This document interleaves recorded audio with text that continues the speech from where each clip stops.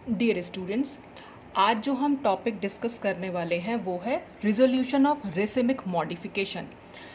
Racemic modification जैसा कि आप जानती हैं, हम रेसिमिक मिक्सचर को रेसिमिक मॉडिफिकेशन भी बोल देते हैं या कई बार रेसिमेट्स भी बोल देते हैं।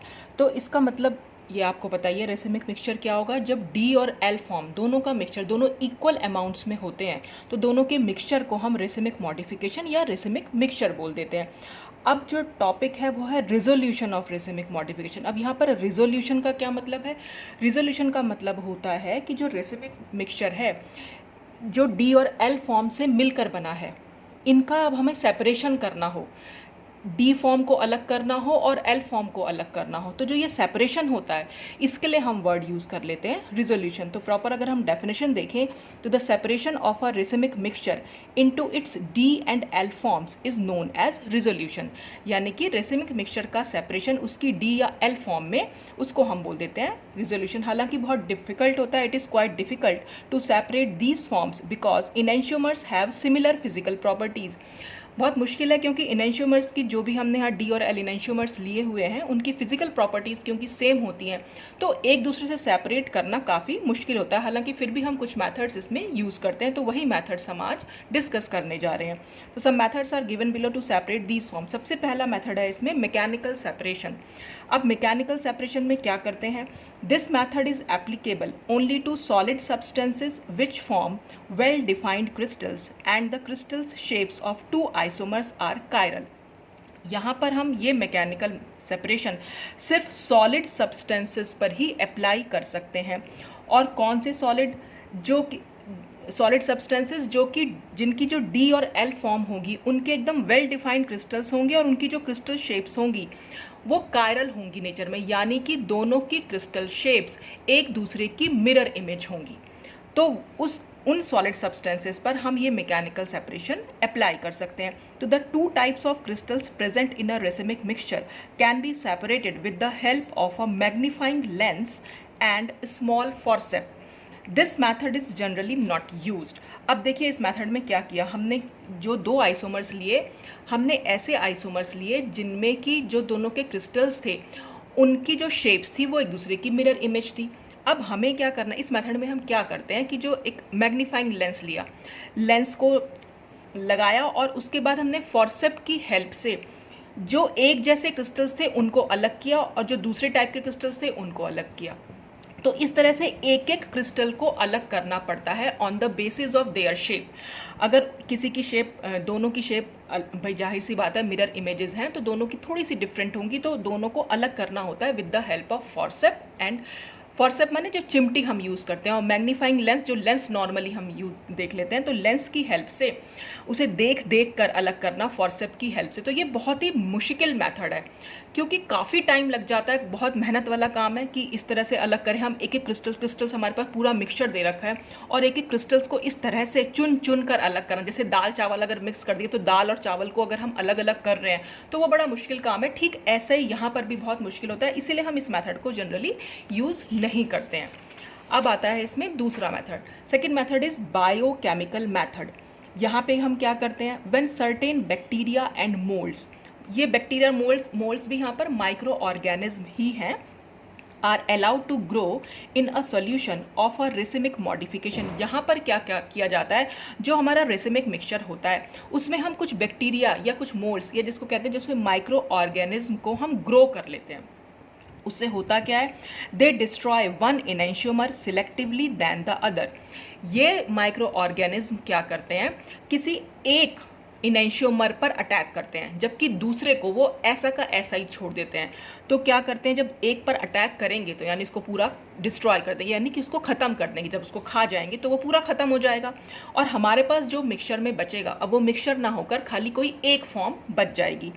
तो for example, if a mold is added to a solution of DL tartaric acid, it removes D forms leaving behind L forms intact in the solution। मान लीजिए हमने रेसिमिक मिक्सचर का एक सॉल्यूशन लिया जिसमें D फॉर्म भी और L form भी है टार्टरिक एसिड की, यानी कि हमने रेसिमिक मिक्सचर ले लिया टार्टरिक एसिड का, और अगर हम उसमें कोई मोल्ड ऐड कर दें, मोल्ड मतलब माइक्रो ऑर्गेनिज्म। अगर हम उसमें ऐड कर दें तो ये मोल्ड क्या करता है, सिर्फ डी फॉर्म पर अटैक करता है, एल फॉर्म को कुछ नहीं करता। L form as it is solution में रह जाती है और डी फॉर्म को ये खा जाता है, समझ लीजिए, इसको बिल्कुल डिस्ट्रॉय कर देता है। तो सोल्यूशन में खाली हमें एल फॉर्म मिल जाती है। तो इस तरह से हम एक एल फॉर्म को यहाँ से निकाल सकते हैं। लेकिन इस मेथड के कुछ लिमिटेशंस हैं, कुछ कमियां हो गई। सबसे पहली लिमिटेशन तो यही हो गई कि वन इनैंशियोमर इज डिस्ट्रॉयड।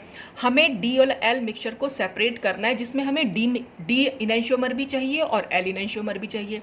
लेकिन यहाँ पर क्या हुआ, एक फॉर्म तो बैक्टीरिया ने खाई ली और दूसरी फॉर्म खाली बची। तो हमें सिर्फ एक ही फॉर्म मिल जाती है और एक इनैंशियोमर कंप्लीटली ख़त्म हो जाता है, डिस्ट्रॉय हो जाता है। और दूसरा लिमिटेशन क्या हुई कि it is not always possible to find a suitable microorganism for a given racemic mixture. कई बार हमें ये ढूंढना मुश्किल हो जाता है कि किस रेसिमिक मिक्सचर में हम कौन सा माइक्रो ऑर्गेनिज्म डालें ताकि वो किसी एक फॉर्म को डिस्ट्रॉय कर सके। तो बहुत मुश्किल है कुछ मतलब रेसिमिक मिक्सचर्स के लिए पर्टिकुलर माइक्रो ऑर्गेनिज्म को ढूंढना। तो इसलिए ये भी इसकी कुछ लिमिटेशंस की वजह से इसको भी हम ज़्यादा यूज़ नहीं करते। फिर आता है केमिकल मेथड, जो ये बेस्ट मेथड है केमिकल मेथड। केमिकल मेथड में हम नॉर्मली क्या करते हैं, जो भी डी और एल इनैंशियोमर्स होते हैं इनको हम डाई स्टीरियोमर्स में चेंज कर लेते हैं। और क्योंकि डाई स्टीरियोमर्स की फिजिकल प्रॉपर्टीज़ में डिफरेंस होता है, इसलिए हम डाई स्टीरियोमर्स को सेपरेट कर सकते हैं। जैसे हम देखते हैं इसमें क्या कर रहे हैं कि in this method a racemic mixture is converted into diastereomers with the help of a pure enantiomer of some other chiral compound। इसमें हम क्या करेंगे, DL मिक्सचर जो हमने लिया हुआ है उसकी रिएक्शन किसी कायरल कंपाउंड से करा देंगे। कोई भी एक इनैंशियोमर ले लेंगे, उसके साथ उसकी रिएक्शन करा देंगे और रिएक्शन कराने के बाद हमें डाइस्टीरियोमर्स मिल जाते हैं। और ये डाइस्टीरियोमर्स को हम इजीली सेपरेट कर सकते हैं क्योंकि इनकी फिजिकल प्रॉपर्टीज डिफर करती हैं एक दूसरे से। तो these diastereomers can easily be separated because they have different physical properties. क्योंकि उनकी फिजिकल प्रॉपर्टीज में डिफरेंस होता है इसलिए हम डाइस्टीरियोमर्स को सेपरेट कर सकते हैं। तो these diastereomers are converted back into original components by using a suitable reagents. फिर जब हम इन दोनों को सेपरेट कर लेंगे डाइस्टीरियोमर्स को, फिर हम उसमें से ओरिजिनल कंपोनेंट को निकाल सकते हैं कि अगर हम उस डाइस्टीरियोमर की किसी पर्टिकुलर रिएजेंट से रिएक्शन करा दें। जैसे एग्जांपल के तौर पर हम यहाँ पर देख सकते हैं, देखिए अगर हमने कोई डीएल मिक्सचर लिया है, तो यानी कोई रेसिमिक मिक्सचर लिया है, सपोज किसी एसिड का हमने रेसिमिक मिक्सचर लिया, तो उस रेसिमिक मिक्सचर में एसिड का जो कॉन्फ़िगरेशन है, एक एसिड का यानी कि एक फॉर्म का कॉन्फ़िगरेशन R और दूसरी फॉर्म का कॉन्फ़िगरेशन S ले लिया, यानी कोई भी एक फॉर्म D हो जाएगी, कोई भी एक फॉर्म L हो जाएगी। तो ये पूरा मिक्सचर ले लिया।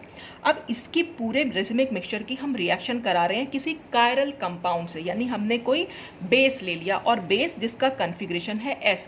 यहाँ पर बेस कोई D फॉर्म भी हो सकती है या कोई L फॉर्म भी हो सकती है, यानी कि प्योर इनैंशियोमर ले लेंगे हम। तो जब हम इसकी किसी बेस के साथ रिएक्शन कराएंगे तो एसिड और बेस रिएक्ट करके क्या बनाते हैं, सॉल्ट बनाते हैं। तो अब क्या होगा, जो ये इस रेसिमिक मिक्सचर में जो R कॉन्फ़िगरेशन वाला एसिड होगा वो इस बेस के साथ रिएक्शन करके सॉल्ट बनाएगा। कौन सा सॉल्ट, जिसमें R और S हमें कॉन्फ़िगरेशन देखने को मिलेगा, तो RS सॉल्ट बन जाएगा। और जो ये S कॉन्फ़िगरेशन वाला एसिड होगा वो भी इस बेस के साथ कंबाइन करेगा और वो भी एक साल्ट बनाएगा और उसके कॉन्फ़िगरेशन में हमें क्या देखने को मिलेगा, एस कॉन्फ़िगरेशन देखने को मिलेगा। तो अब आप देख सकते हैं जब कॉन्फ़िगरेशन, ये मैंने आपको बताया भी था जब इनैंशियोमर्स और डाइस्टीरियोमर्स समझाए थे, कि अगर R चेंज हो जाए S में और S चेंज हो जाए R में तब तो वो होता है इनैंशियोमर्स। लेकिन अगर एक भी किसी भी एक कॉन्फ़िगरेशन का चेंज ना हो पाए, जैसे यहाँ पर R तो S में चेंज हो रहा है लेकिन S में ही रह जा रहा है, यानी चेंज नहीं हो पा रहा है कॉन्फ़िगरेशन, इसका मतलब ये डाइस्टीरियोमर्स हैं। तो ये डाइस्टीरियोमर्स बन जाते हैं। अब ये जो डाइस्टीरियोमर्स बने हैं ये क्योंकि फिजिकल, दोनों सॉल्ट जो बने हैं इनकी फिजिकल प्रॉपर्टीज़ में डिफरेंस होता है, जैसे फिर हम इनको सेपरेट कर सकते हैं। फॉर एग्जाम्पल हम फ्रैक्शनल क्रिस्टलाइजेशन के थ्रू दोनों सॉल्ट को, ये पूरा मिक्सचर बना होगा, ये सॉल्ट को हम सेपरेट कर सकते हैं एक दूसरे से। तो हम यहाँ पर इसको फ्रैक्शनल क्रिस्टलाइजेशन के थ्रू सेपरेट कर लिया, तो RS सॉल्ट अलग हो गया और SS सॉल्ट अलग हो गया। अब इसमें से अगर हमें R एसिड चाहिए, जो कि हमारा स्टार्टिंग में था पर ये मिक्सचर में था क्योंकि R के साथ S भी मिला हुआ था, अब हमें प्योर R एसिड चाहिए, तो फिर से हम इसकी रिएक्शन, एक प्रॉपर रीजेंट, यहाँ पे हमने डाइल्यूट HCl ले लिया सपोज, तो डाइल्यूट HCl के साथ इसकी रिएक्शन करा देंगे। अब डाइल्यूट HCl में अब आप देखिए होगा क्या, ये एसिड है हमारा, जो इसमें R पोर्शन है वो तो एसिड से ही आया है और जो S पोर्शन है वो बेस से आया है। तो यानी अब क्या होगा, ये भी एसिड है और ये भी एसिड है, तो दोनों एसिड एसिड तो यहाँ रिएक्ट नहीं करेंगे, तो एसिड तो हमें एज इट इज मिल जाएगा R एसिड। और क्योंकि ये बेस था और ये एसिड है, तो ये एसिड और ये बेस मिलकर फिर से एक नया कॉम्प्लेक्स बना लेंगे S बेस और HCl। तो इस तरह से यहाँ पर R एसिड जो है वो सेपरेट हो जाएगा। इसी तरह जो SS साल्ट बना हमारा, SS साल्ट की भी हम डाइल्यूट HCl से रिएक्शन कराएंगे, तो जो इसमें एक S कन्फिग्रेशन है वो तो यहाँ S एसिड से आया है और दूसरा S कन्फिग्रेशन S बेस से आया है। तो जो बेस से आया है वो इस एसिड के साथ रिएक्ट करेगा और यहाँ पर S बेस और HCl ये भी एक सॉल्ट टाइप से बन जाएगा और S एसिड मतलब एज इट इज हमें वापस मिल जाएगा, क्योंकि ये रिएक्ट ही नहीं करेगा डाइल्यूट HCl के साथ। तो इस तरह से R एसिड और S एसिड को हम सेपरेट कर सकते हैं। और हमने सेपरेट कैसे किया, पहले हमने इसकी रिएक्शन करा दी किसी कायरल कंपाउंड से ताकि हमें डाइस्टीरियोमर्स मिल जाए।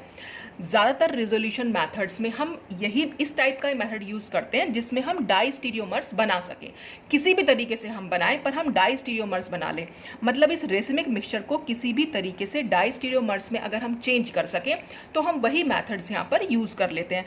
तो और जब डाइस्टीरियोमर्स बन जाएंगे तो फिर तो हम उनको सेपरेट कर सकते हैं ईजिली, और जब हम उनको सेपरेट कर लेंगे तो फिर उनमें से हम इस रेसिमिक मिक्सचर का इनेंशियोमर्स आराम से निकाल सकते हैं।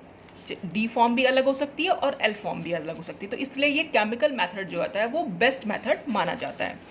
इसके बाद नेक्स्ट मेथड है हमारा प्रीफरेंशियल क्रिस्टलाइजेशन बाय इनॉक्यूलेशन। अब इसमें क्या करते हैं, In this method, a supersaturated solution of the racemic modification is seeded with a crystal of one of the two enantiomers. इसमें क्या करा, हमने DL मिक्सचर लिया यानी कि रेसिमिक मिक्सचर लिया। रेसिमिक मिक्सचर के सोल्यूशन में हम क्या करते हैं, कोई भी एक फॉर्म जो है उसके क्रिस्टल्स उसमें ऐड कर देते हैं। इसको हम सीडिंग बोल देते हैं इस प्रोसेस को। सपोज हमारा कोई भी हमने DL मिक्सचर लिया, जैसे एग्जांपल हमने ले रखा है यहाँ पर ग्लूटामिक एसिड का रिजोल्यूशन हम कर सकते हैं इस मेथड से। तो हमने DL ग्लूटामिक एसिड ले लिया सपोज, यानी ये था रेसिमिक मिक्सचर। अब इस रेसिमिक मिक्सचर में अगर हम प्योर D ग्लूटामिक एसिड या फिर प्योर L ग्लूटामिक एसिड इसमें ऐड करते हैं, तो सपोज हमने D ग्लूटामिक एसिड यानी D एसिड हमने इसमें ऐड कर दिया, तो जो हमें फाइनल क्रिस्टलाइजेशन होगा वो D फॉर्म जो है यानी कि ग्लूटामिक एसिड की D फॉर्म जो है वो क्रिस्टलाइज हो जाएगी और सोल्यूशन में रह जाएगी L फॉर्म। इस प्रोसेस को हम बोल देते हैं सीडिंग या इनॉकुलेशन भी वर्ड हम यहाँ पर यूज़ कर लेते हैं। तो यहाँ पे हमने प्रेफरेंशियल क्रिस्टलाइजेशन यानी कि हमने किसी एक फॉर्म को प्रेफरेंस दी, यानी जो भी फॉर्म हमें चाहिए बस हम उस फॉर्म के क्रिस्टल्स इसमें डाल देते हैं। इस मिक्सचर में हम उस फॉर्म के क्रिस्टल्स डाल देंगे ताकि वो फॉर्म क्रिस्टलाइज हो जाए। क्रिस्टलाइज होने का मतलब वो फॉर्म हमें सॉलिड फॉर्म में मिल जाए और बाकी हमें सोल्यूशन जो L फॉर्म रहेगी या D फॉर्म रहेगी वो सोल्यूशन में रहेगी। तो यहाँ पर हमने मिक्सचर लिया रेसिमिक मिक्सचर और उसमें हमने D फॉर्म डाली, तो हमें जो क्रिस्टल्स मिलेंगे वो D फॉर्म के मिलेंगे। या फिर हम ऐसा भी कर सकते हैं, अगर हमें L फॉर्म चाहिए सपोज, तो इस रेसिमिक मिक्सचर में हम L फॉर्म को डाल देंगे, L फॉर्म के क्रिस्टल्स डाल देंगे। L फॉर्म के क्रिस्टल्स डालने से क्या होगा कि खाली L फॉर्म ही क्रिस्टलाइज होगी, यानी कि L फॉर्म सॉलिड फॉर्म में आ जाएगी और जो D फॉर्म है वो सोल्यूशन में रह जाएगी। तो इस तरह से दोनों के दोनों D फॉर्म भी और L फॉर्म भी जो है हम एक दूसरे से सेपरेट कर सकते हैं। तो इसको हम बोल देते हैं प्रीफरेंशियल क्रिस्टलाइजेशन, यानी कि हमने किसी एक फॉर्म को प्रेफरेंस दी दूसरे के ऊपर। जो भी फॉर्म हमें चाहिए बस उसके प्योर क्रिस्टल्स जो है हम रेसिमिक मिक्सचर में डाल देते हैं और इस प्रोसेस को हम सीडिंग बोल देते हैं। अच्छा, अब नेक्स्ट मेथड है इसमें काइनेटिक मेथड। काइनेटिक मेथड क्या हुआ, this method is based on the fact that one of the enantiomers of some racemic mixtures reacts faster than the other with an optically active compound। यहाँ पे क्या हो रहा है, यहाँ पे हम कोई DL मिक्सचर ले रहे हैं। अब ये मेथड इस चीज़ पर बेस्ड है कि जो वो DL मिक्सचर होता है वो किसी ऑप्टिकली एक्टिव कंपाउंड के साथ उनमें से कोई एक फॉर्म दूसरे ऑप्टिकली एक्टिव कंपाउंड जो हमने एज अ रिएजेंट लिया हुआ है उसके साथ ज़्यादा तेज़ी से रिएक्ट करेगी, बहुत फास्ट रिएक्ट करेगी। और जब वो बहुत फास्ट रिएक्ट करेगी तो वो जो भी अपना कंपाउंड बना लेगी और बाकी जो दूसरी फॉर्म है वो एज इट इज़ रह जाएगी। जैसे कि फॉर एग्जाम्पल यहाँ पर हमने ले रखा है कि minus menthol reacts faster with plus mandelic acid than with minus enantiomer. यहाँ पर हमने क्या करा, जो मेंडेलिक एसिड होता है उसकी हमने रेसिमिक मिक्सचर लिया। रेसिमिक मिक्सचर को हमने इस, देखिए रेसिमिक मिक्सचर को हम ऐसे भी लिख सकते हैं DL, या हम इसको प्लस माइनस इस तरह से भी। जब इस तरह से शो किया हुआ हो तो इसका मतलब वो रेसिमिक मिक्सचर है, जब इस तरह से शो किया हुआ उसका मतलब भी रेसिमिक मिक्सचर है। तो दोनों मेथड हम लिखने के तरीके में यूज़ कर सकते हैं। खाली D या खाली L लिखा हुआ तो इसका मतलब वो प्योर इनेंशियोमर्स हैं। खाली प्लस या खाली माइनस लिखा हुआ तो इसका मतलब वो प्योर इनेंशियोमर्स हैं। तो हम इस तरह से, हम जब यहाँ प्लस माइनस यूज़ किया है तो इसका मतलब हमने ये रेसिमिक मिक्सचर लिया हुआ है मेंडेलिक एसिड का। तो रेसिमिक मिक्सचर मेंडेलिक एसिड का लिया और इसकी रिएक्शन हमने करा दी एक प्योर इनेंशियोमर से माइनस मेंथॉल। मेंथॉल एक एल्कोहल होता है। तो माइनस मेंथॉल क्या करता है, ये जो है माइनस मेंथॉल के साथ इस प्लस माइनस मेंडेलिक एसिड का जो प्लस एसिड होता है वो ज़्यादा तेजी से रिएक्ट कर जाता है कंपैरिजन टू माइनस मेंडेलिक एसिड। भाई इसमें दोनों फॉर्म है, D फॉर्म भी है और L फॉर्म भी है। तो जो D फॉर्म होती है मेंडेलिक एसिड की, वो इस मेंथॉल के साथ ज़्यादा तेजी से रिएक्ट करती है, ज़्यादा फास्ट रिएक्ट करती है। जबकि नेगेटिव फॉर्म जो इसकी होती है वो उतनी तेज़ी से रिएक्ट नहीं करती। तो इसलिए क्या होता है, जब इन दोनों की रिएक्शन कराते हैं तो ये तो माइनस मेंथाइल, यानी यहाँ पर एक एसिड और अल्कोहल की रिएक्शन हो रही है, तो जाहिर सी बात है एस्टर यहाँ पर फॉर्म होगा। तो ये एस्टर बनता है। एस्टर में क्या होता है, माइनस मेंथाइल, तो इसका तो माइनस पोर्शन आ गया और प्लस आ गया मेंडेलिक एसिड का, यानी कि जो D फॉर्म है उस D फॉर्म ने इसके साथ रिएक्ट करके एस्टर बना लिया, वो हो गया माइनस मेंथाइल प्लस मेंडेलेट। और जो L फॉर्म हो गई, यानी कि जो माइनस फॉर्म होती है, यानी माइनस मेंडेलिक एसिड, वो एज इट इज वैसा का वैसा ही रहता है, वो रिएक्ट नहीं करता। तो इस तरह से हम एक फॉर्म को दूसरी फॉर्म से अलग कर सकते हैं। तो ये काइनेटिक मेथड, काइनेटिक मतलब रिएक्शन के कि फास्ट हो रहा है रिएक्शन या स्लो हो रही है, तो वो हम काइनेटिक मेथड के थ्रू बता सकते हैं। तो कोई भी एक फॉर्म जो होती है वो ऑप्टिकली एक्टिव कंपाउंड के साथ, जो भी हमने एज अ रिएजेंट यूज़ किया, उसके साथ फास्टली रिएक्ट कर जाती है। अब नेक्स्ट और लास्ट मेथड है इसमें, resolution by chiral chromatography. Chiral chromatography कह लीजिए या क्रोमेटोग्राफी कह लीजिए। इसमें हम क्या करते हैं, देखिए क्रोमेटोग्राफी एक्चुअल में अगर हम कॉलम क्रोमेटोग्राफी की बात करें तो इसमें क्या होता है, एक कॉलम की तरह से एक हम यूज़ कर लेते हैं। उस कॉलम में कोई भी साइड में जो है इसके जो वॉल्स पे हैं वहाँ पर कोई भी सब्सटेंस जो है वो लगा देते हैं और फिर रेसिमिक मिक्सचर को इसमें से डालते हैं। तो रेसिमिक मिक्सचर की उस जो हमने यहाँ वॉल्स में जो सब्सटेंस लगाया था उसके साथ इसकी रिएक्शन होती है और रिएक्शन से बनते हैं यहाँ पर डाइस्टीरियोमर्स। और जब एक बार डाइस्टीरियोमर्स बन जाते हैं तो उनको तो हम इजीली सेपरेट कर सकते हैं। तो यहाँ पर क्या होता है, in this technique covalent chemical bonds are not formed. यहाँ पर ये जो हमने वॉल्स में लगाया हुआ सब्सटेंस था वो इस रेसिमिक मिक्सचर के साथ जब कंबाइन करेगा तो यहाँ पर कोई कोवलेंट बॉन्डिंग नहीं होती, यहाँ पर काफ़ी वीक बॉन्ड्स यहाँ पर बन जाते हैं। तो इसी टेक्निक को हम यहाँ यूज़ कर लेते हैं। The racemic mixture is passed over N optically active support. तो इसका क्या मतलब है, यहाँ पर जो ये हमने कॉलम लिया हुआ है तो कॉलम की वॉल्स पर हम एक ऑप्टिकली एक्टिव कंपाउंड जो होता है उसको लगा के रख देते हैं और ये कहलाती है हमारी स्टेशनरी फेज। तो इसको हमने यहाँ लगा के छोड़ दिया। सपोज वो था, उसको हमने यहाँ X से डिनोट किया है और X के ऊपर ये जो एस्टेरिक बनाया हुआ है, इसका मतलब ये एक कायरल कंपाउंड है, यानी ऑप्टिकली एक्टिव कंपाउंड है। तो उस ऑप्टिकली एक्टिव कंपाउंड को हमने कॉलम की वॉल से लगाकर छोड़ दिया। अब फिर हम क्या करते हैं, ये X क्या करता है, forms a partial bonds complex with the enantiomers A and A', यानी कि हमने एक रेसिमिक मिक्सचर लिया जिसमें दो इनेंशियोमर्स थे, एक D फॉर्म और एक L फॉर्म। तो वो इनेंशियोमर्स एक A हो गया और दूसरे को हमने A' से दिखा दिया। तो हम क्या करते हैं, इस कॉलम में उस रेसिमिक मिक्सचर को पास करते हैं। तो जब ये रेसिमिक मिक्सचर इसमें पास होता है तो ये रेसिमिक मिक्सचर जो हमने X यहाँ पर लगाया हुआ था उसके साथ ये दोनों इनेंशियोमर्स जो है रिएक्ट करेंगे। अब जब रिएक्ट करेंगे तो एक पार्शियल बॉन्डिंग इनके बीच में बन जाएगी। ये दिखा रखा है, A से भी पार्शियल बॉन्ड बना रखा है X ने और A' से भी पार्शियल बॉन्ड बना रखा है X ने।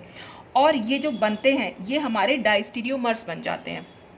जैसे इसमें लिखा हुआ, these complexes are diastereomers with different physical properties. Both AX and AX' are in AX' नहीं है, सॉरी A'(X) है। X तो सेम ही है हमारा, AX और A'(X). are in equilibrium with free enantiomers and these equilibria is different for the two diastereomeric complexes. अब जो ये डाइस्टीरियोमर बन गए हैं, ये डाइस्टीरियोमर इस प्योर इनैंशियोमर, कि भाई इसमें इनैंशियोमर्स तो हैं ही, इनैंशियोमर का मिक्सचर ही है ये, तो प्योर इनैंशियोमर्स के साथ इक्विलिब्रियम में रहते हैं। और ये इक्विलिब्रियम क्योंकि दोनों ही डाइस्टीरियोमर्स हैं तो ये इक्विलिब्रियम भी एक दूसरे से डिफर करते हैं। These equilibria is different for the two diastereomeric complexes. दोनों डाइस्टीरियोमेरिक कॉम्प्लेक्सेस जो बने हैं हमारे, उनके ये इक्विलिब्रिया भी डिफरेंट होते हैं। तो thus A and A' will move through the column at different rates and elute at different times. अब क्या हुआ, जब ये कॉम्प्लेक्स बन गए तो ऊपर से तो सोल्यूशन पास हो रहा है और ये x ने इनके साथ ये कॉम्प्लेक्सेस बना लिए, फिर ये कॉम्प्लेक्सेस नीचे गिरेंगे यानी कि इस कॉलम से बाहर निकलेंगे, तो इनके बाहर निकलने का रेट जो है वो डिफरेंट होता है। क्यों? क्योंकि अब ये डाइस्टीरियोमर्स हैं, क्योंकि दोनों की फिजिकल प्रॉपर्टीज डिफरेंट हैं, तो दोनों के बाहर निकलने का रेट भी जो है वो डिफरेंट होगा। एक जल्दी बाहर निकलेगा और दूसरा देर से बाहर निकलेगा।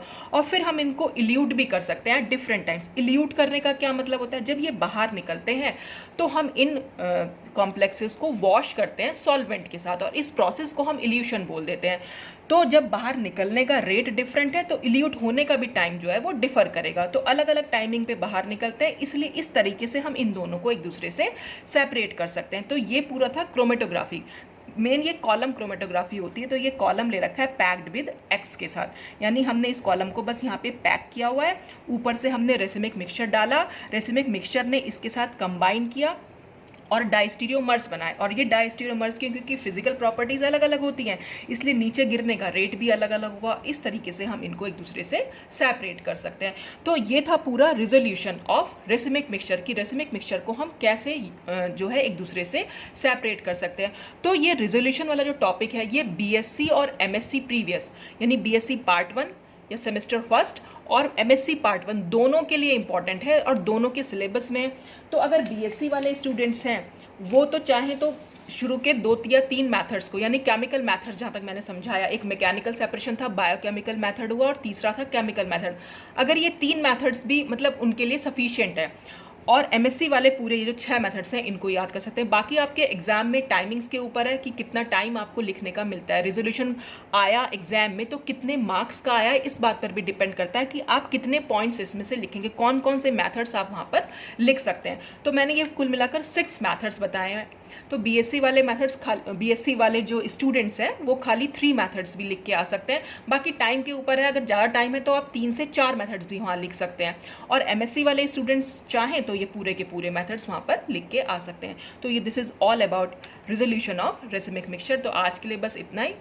कल कुछ और वीडियोज़ में हम कुछ और नए टॉपिक्स के साथ मिलेंगे। तो थैंक्स फॉर वॉचिंग।